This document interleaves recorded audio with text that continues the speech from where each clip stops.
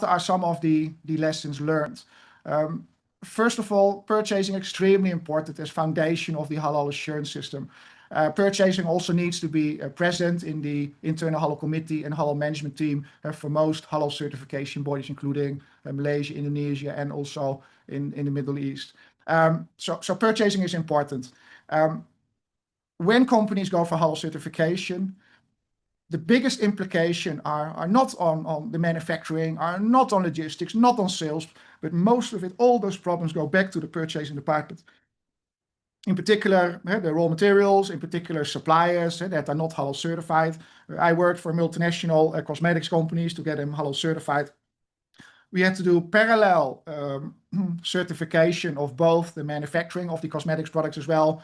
It's perfume suppliers, and a lot of cosmetics comes with a smell, so that is a perfume. If you want to be halal certified, perfume is an important ingredient of a cosmetic, which also need to be halal certified. So we had to work parallel with the manufacturer as well as the suppliers to get them certified.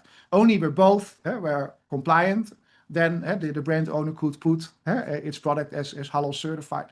So purchasing plays an extremely important role, and most of the work, the efforts are indeed in purchasing.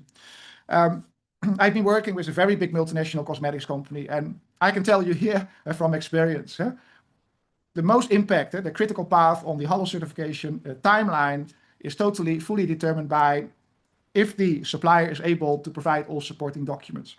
I thought working for this multinational and so all suppliers would be happy to provide all supporting documents. It was quite disappointing. It took a long time. We even had to escalate this to the head office in the US for this cosmetics company, to put pressure on suppliers to fast track their support of their documents which were needed to approve a supplier and get also recognition from the halal certification body in the various countries. So supporting documents from suppliers is on the critical path, and often you have to escalate it to very high levels in the organization to put pressure on suppliers.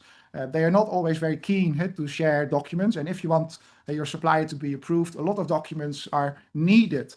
And if you're working with suppliers that are not always familiar with halal or have not been part of a lot of halal certification programs, it might be a quite tedious exercise, I can tell you.